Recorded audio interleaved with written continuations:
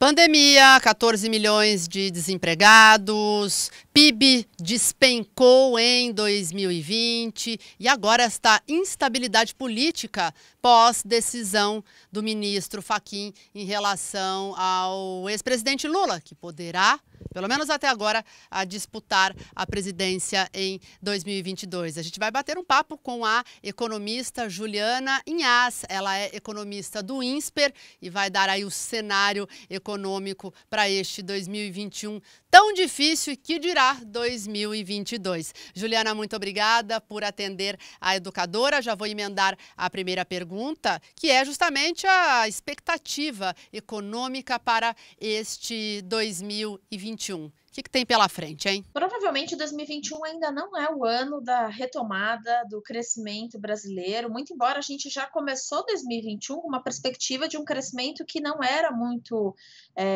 grande, não era um crescimento tão próspero, né? A gente, olhando para o ano passado, o PIB caiu 4,1%, então a gente está falando de um ano em que se começou janeiro imaginando que a economia cresceria em torno de 3 a 3,5%. Essa perspectiva vai ficando cada vez mais distante conforme a gente vê a pandemia se acelerando, o plano de imunização ainda muito lento, a dificuldade que o Brasil hoje tem de imunizar as pessoas, de criar um ambiente onde a gente consiga retomar as atividades econômicas com maior tranquilidade.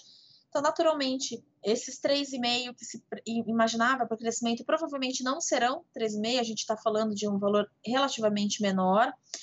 Então, a gente deve ainda ter um ano bem difícil, e é óbvio que soma-se a isso toda essa crise política, essa incerteza que nós temos sobre como que a condução da economia acontece a partir de então. A gente ainda tem um desemprego muito elevado, o governo hoje tem dificuldades para conseguir voltar a discutir reformas, voltar a discutir mudanças estruturais, a dívida pública tem subido, o risco país tem aumentado muito, a gente tem vários contrafactuais que acontecem aí também no meio do caminho, que fazem com que o investidor, tanto interno quanto externo, olhem o Brasil com bastante desconfiança. Então a gente tem um cenário hoje de fato muito complicado, né? Um problema fiscal, problemas epidemiológicos, a gente tem um cenário que tem mostrado cada vez mais a dificuldade que o Brasil vai ter em 2021 de deixar essa herança da pandemia que ainda não passou para trás. Então, muito provavelmente 2021, infelizmente, vai ser um ano talvez não tão difícil, esperamos, quanto o ano de 2020, já que a gente já aprendeu a lidar um pouco com essa pandemia, a gente já aprendeu um pouco como é que sobrevive dentro, economicamente, ao menos dentro desse momento. Porém, a gente ainda tem grandes desafios pela frente.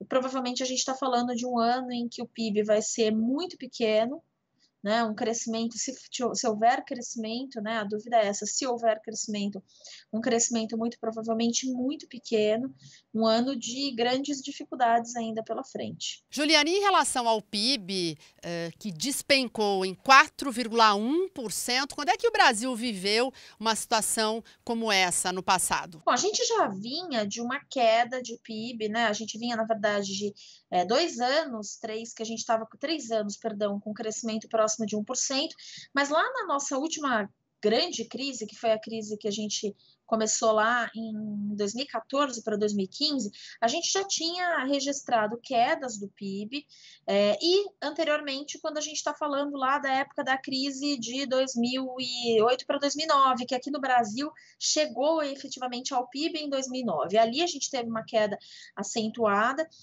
A grande diferença desses momentos é que lá atrás, na crise de 2008, que aqui marcou no PIB de 2009, a gente tinha um evento externo muito sério, muito grave, e isso é óbvio, estava muito fora do nosso controle. A nossa última crise, que foi essa crise de 14 para 15, a gente, na verdade, tem participação, né? A culpa, entre aspas, da própria política econômica brasileira. A gente teve uma sucessão de erros e equívocos que desenharam um cenário no qual a gente perdeu um tanto o controle da economia. E agora a gente volta a ter uma crise que ela é um pouco de cada uma das coisas das crises anteriores. A gente tem um evento externo, um evento que a gente não controla, a pandemia de fato, ela, ainda que a gente tivesse conseguido fazer um controle melhor, ainda que a gente conseguisse segurar as curvas de contágio, a gente sofreria o impacto da pandemia da mesma forma, porque é um evento que está totalmente fora do nosso controle enquanto a gente olha para a política econômica. Mas a gente tem a política econômica ela tem uma participação muito grande nessa crise que a gente vive hoje, porque a gente já entrou na pandemia desfavorável, a gente já entrou num saldo devedor, porque a gente já tinha uma condição fiscal muito deteriorada, a gente já tinha uma dificuldade de repensar medidas econômicas para tirar o Brasil dessa situação delicada. Então, a gente tem uma participação também, infelizmente, grande nesse resultado.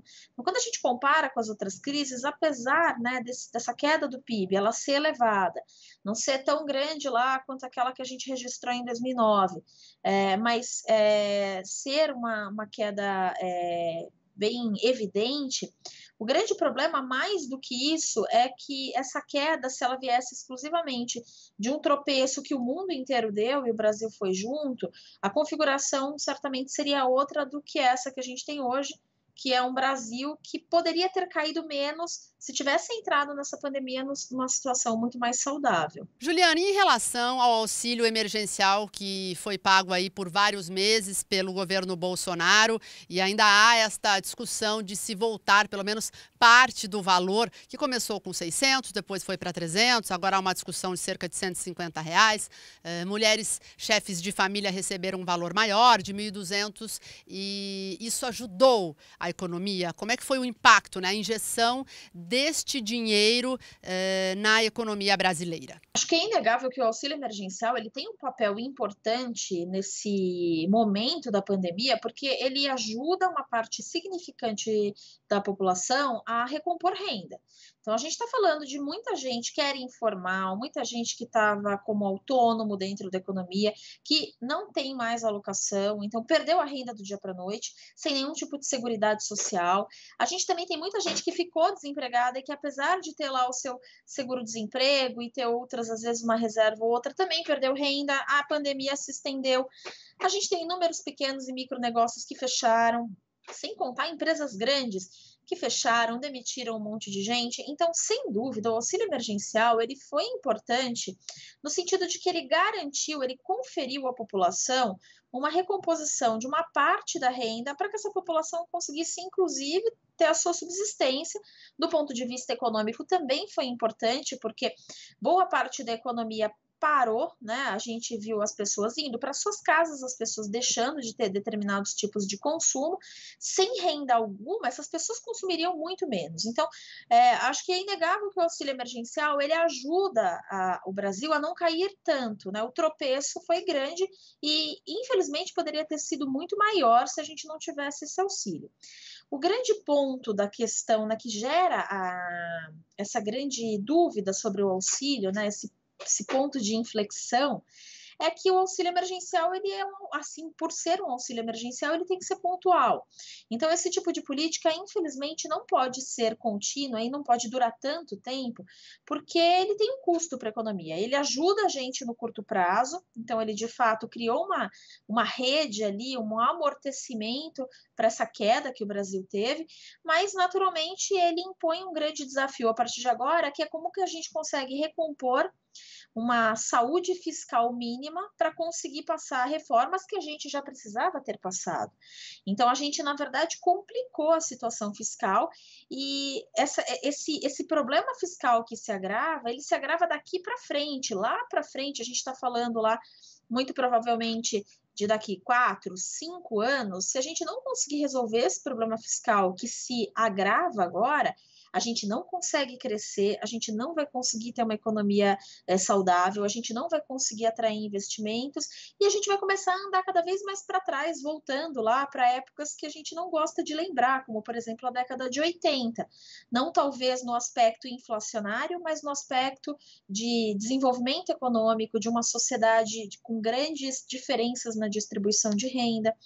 Então, o grande problema do auxílio emergencial é que ele não pode ser duradouro, no sentido de que ele não pode demorar muito tempo para sair de cena.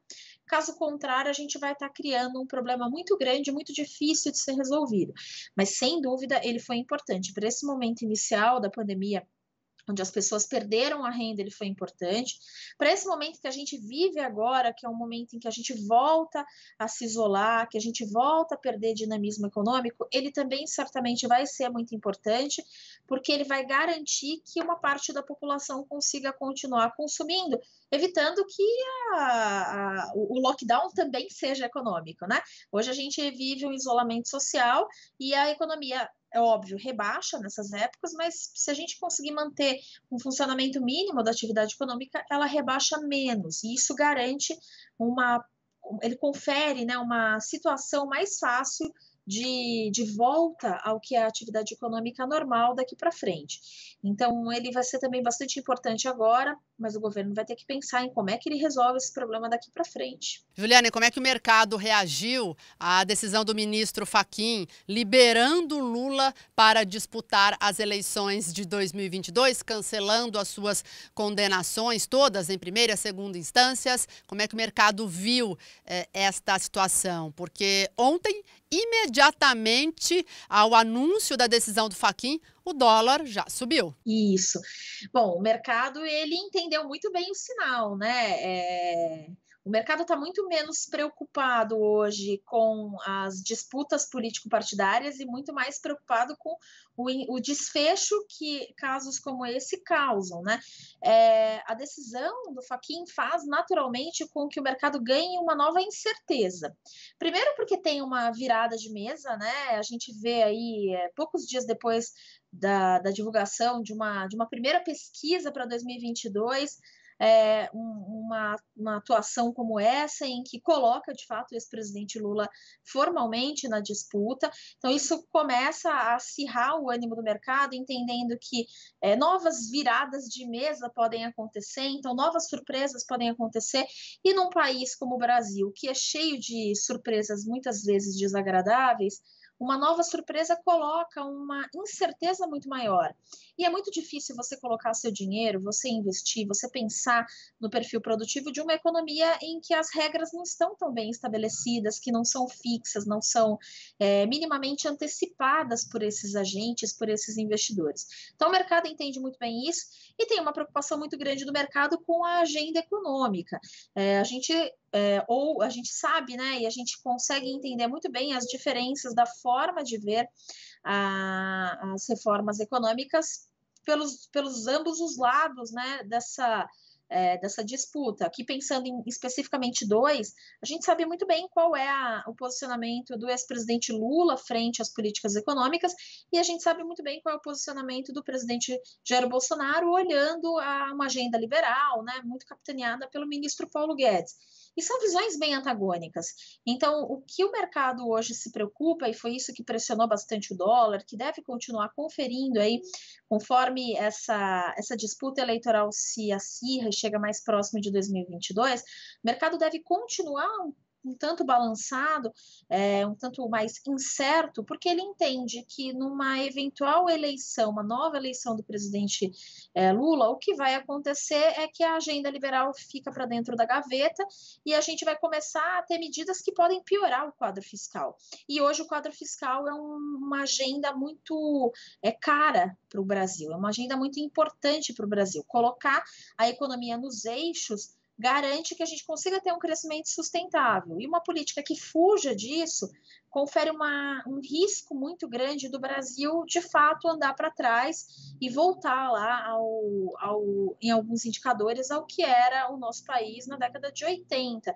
Então, existe sim uma grande preocupação, o mercado entendeu o sinal, o mercado deve continuar balançado, como eu comentei, quanto mais próximo de 2022 e quanto mais incerta for essa disputa, mais o mercado vai ficar estressado, mais surpresas a gente deve ter.